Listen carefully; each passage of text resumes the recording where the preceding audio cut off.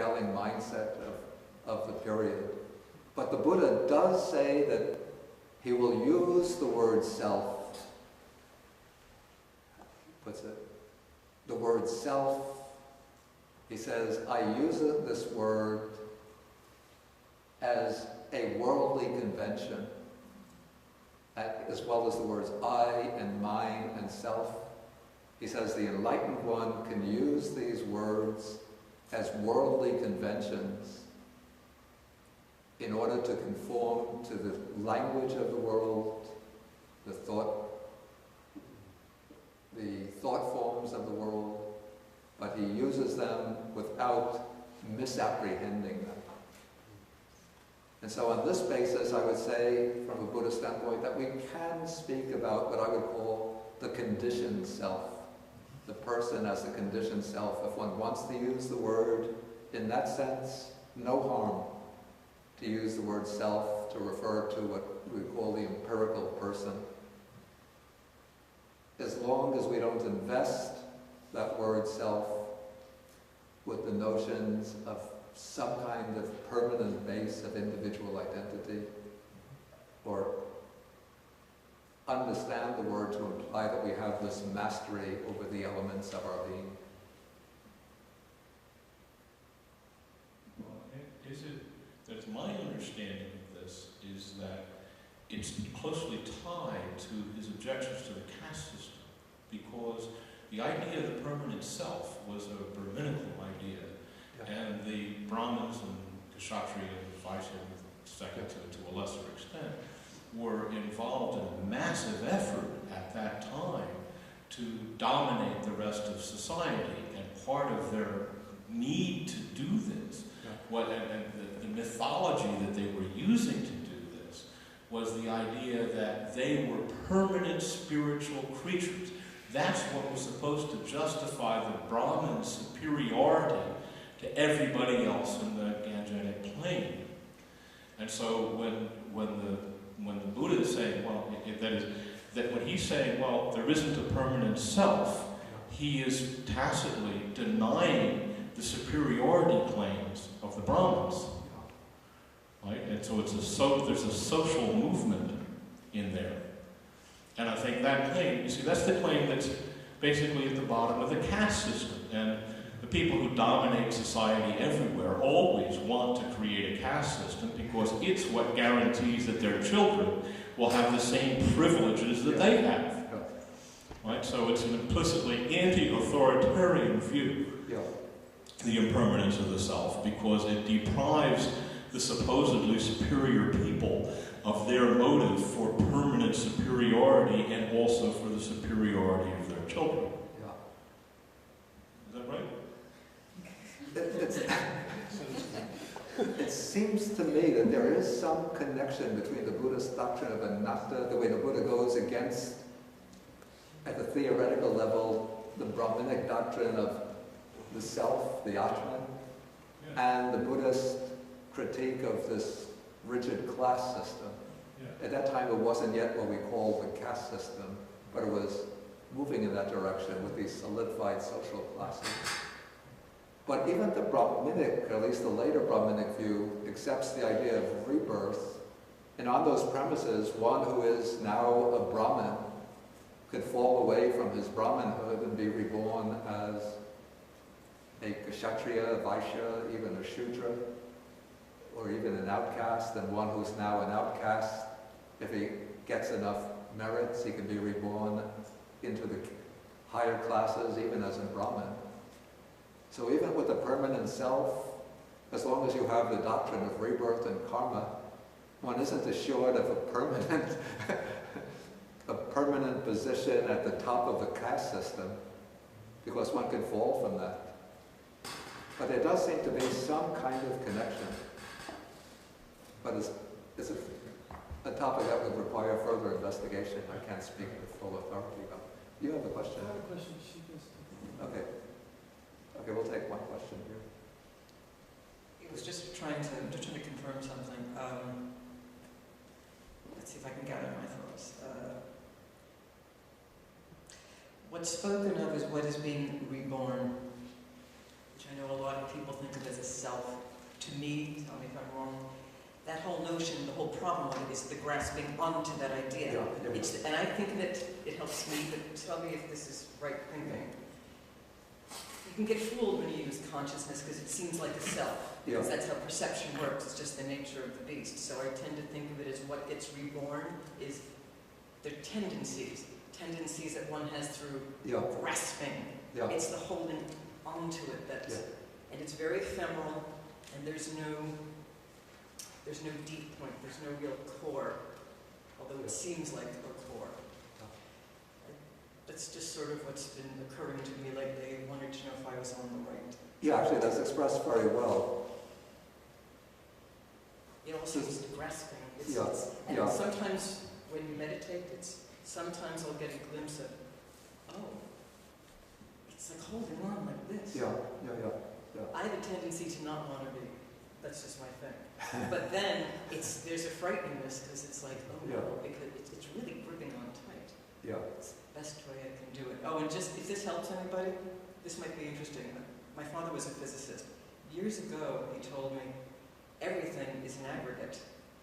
Because this, plastic, it's not solid. It's just the nature of perception. Our perceptions are limited. So everything is atoms. And then there's the subatomic level. It's just an interesting thing to be told as like a 10-year-old kid. But if that helps anybody, everything's an aggregate. Everything.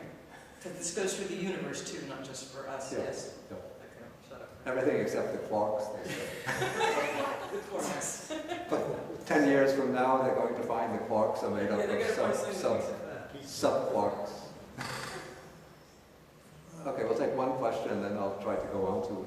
This is actually almost difficult for me to say because as I've been studying Buddhism and practicing for 10 years, this has been like, that's why this is a very interesting discussion. This is like the core of some things that a lot of teachers kind of struggle to answer, and then if, God forbid, the word soul comes up, then it's big trouble because, that's another debate that, of course no soul, okay. There's two things, and they're the same. Non-self.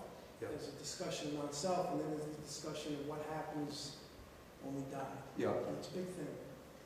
And, I've studied a lot of other things, and there are people who have these past life regressions, and they have, visions of past lives, and that's clinging, onto our past, ourselves, because it's viewed that what we were in a past life.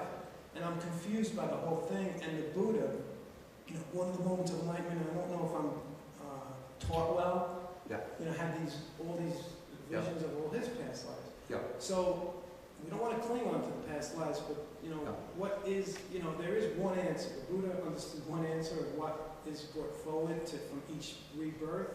We don't want to cling on to. Put the microphone closer to the mouth. Yes. Okay.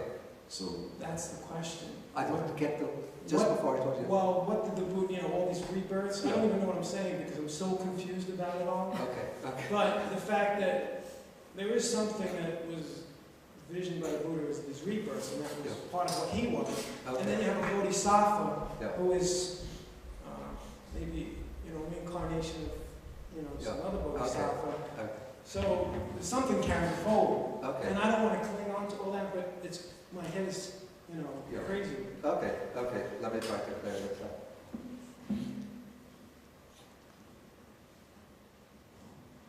Okay, we read in the text, you'll find it in the Majjhima Nikaya time and again.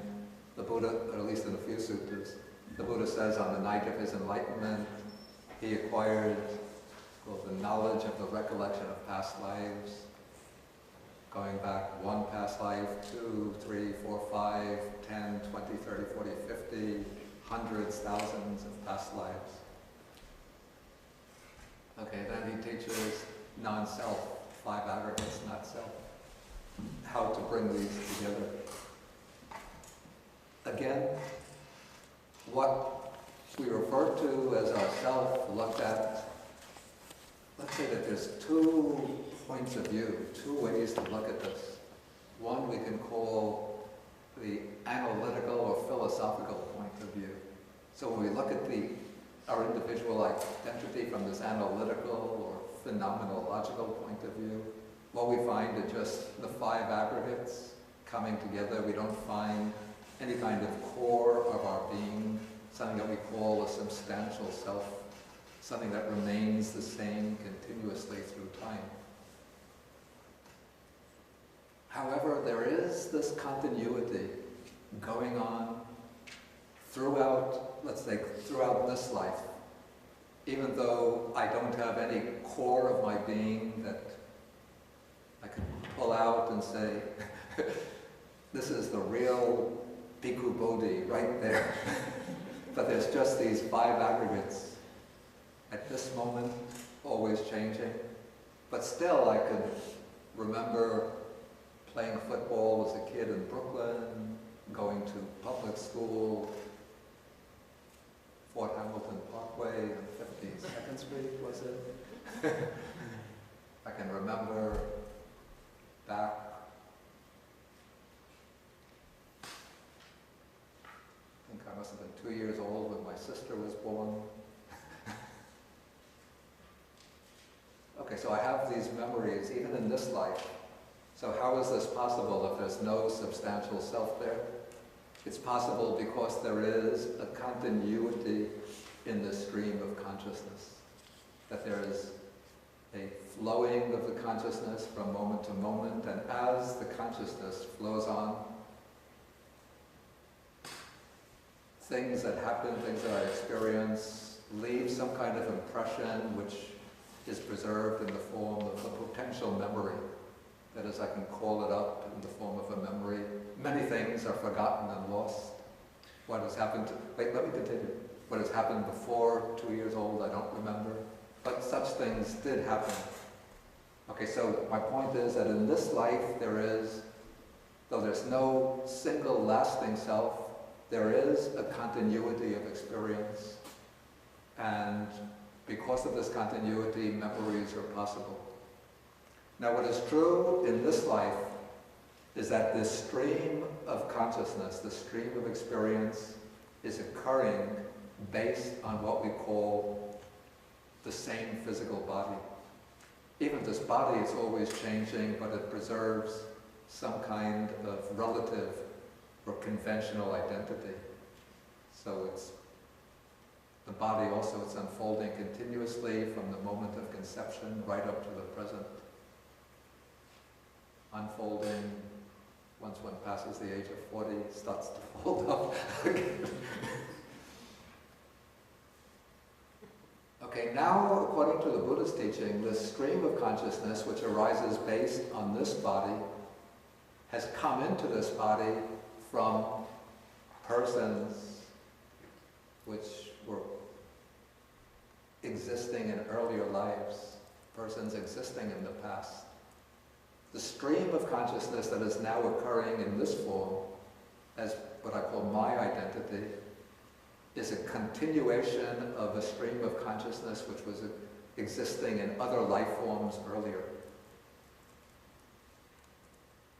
Could have been an American in the 1920s, 1930s, could have been a European, could have been an Indian, Sri Lankan, could have been an animal, could have been a deity, we don't know. But and then that life form would have arisen dependent upon earlier life forms, earlier life forms, earlier life forms. So there is this stream of consciousness running through all of these life forms, ever changing, not remaining the same. It's as she expressed it, it's a bundle of tendencies of character, interest, aptitudes, inclinations, undergoing experiences, always changing, coming into this form. And so when we look at what I am now, with the eye of insight, we see 5 aggregates. But these 5 aggregates, at least the mental aggregates, are inheriting the experiences of earlier streams of experience. And then when I pass away, assuming I don't become liberated in this life, then this stream of consciousness is going to move on into another form of existence. Again, there's no permanent identity there, like a self, but the stream of consciousness continues. And the different tendencies, inclinations, aptitudes picked up in this life will be preserved in some form, and will condition the aptitudes, dispositions, tendencies of the next being to arise in this continuity. That was actually explained very well. Take the microphone. And that helps me a lot. Okay. I grew up in Brooklyn too. Seems cool. I still play basketball.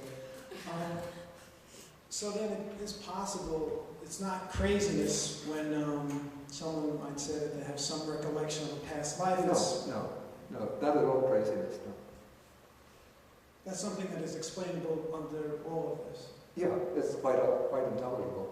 And even people who say that they have past life memories, I mean, sometimes one has to be a little distrustful because sometimes I would think wish projections get transformed into past life memories. Oh, I was Queen Cleopatra. Oh, I was Julius Caesar. I was Plato. I was Buddha. Never a farm laborer in medieval, peasant in medieval France, or a street cleaner in 12th century Delhi. So it's tricky business because maybe some of these memories are legitimate and maybe some of them are some other delusion. Yeah. Well, thank you. That was very great. Okay. One question from the internet.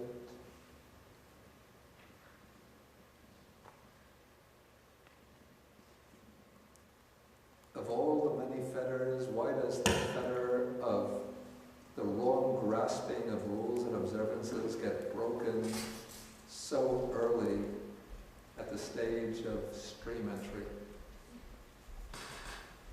Okay, I think this comes about because, as I said earlier, what's called the wrong grasping of rules and observances is actually the view that it is by means of these rules and observances that one can gain liberation.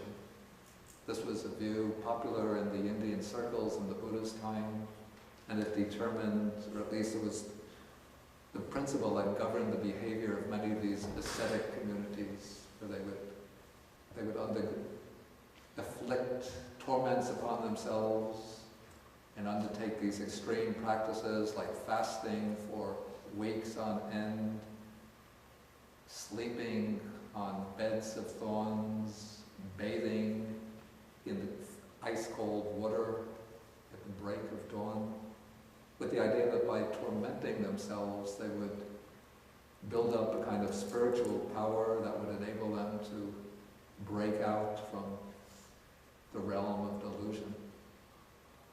And the Buddha tried all of these practices and found that they were not successful, they were not effective, and so he rejected these types of practices. Okay, so this is a view that by these extreme observances one can gain liberation. And so the stream enterer has practiced the Noble Eightfold Path and gained the first stage of enlightenment through the Noble Eightfold Path. And so he now knows that the way to liberation is essentially through wisdom built upon a foundation of purified moral practice and samadhi, or concentration. So he knows that sila, or virtue, virtuous behavior, concentration and wisdom form the way to liberation. So now he no longer can adopt the view that it is through these extreme observances that one can gain liberation.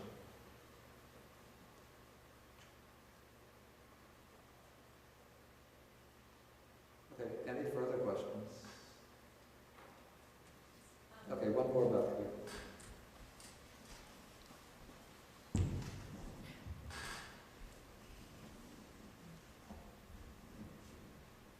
It's very basic. I'm not familiar with the five aggregates, particularly volition. Is that ego? Could you say? No, the volition is, we call this volitional activities, the activities of will, what lies behind the acts, whatever actions we do. the mental force. As we go through it, we'll come to the 5 aggregates. So just stick with us and we'll come to them. Thank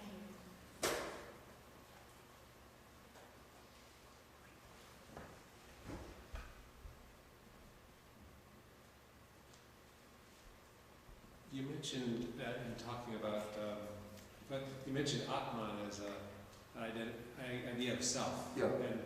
And the way you described it, it almost sounded like it was an individual self, and yet my understanding of Atman is that there's one Atman. Yeah, yeah.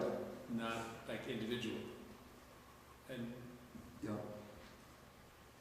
It seems that in the Indian thought in this period, there were different views of self. Some took the self to be a plurality for each individual to have their own individual self.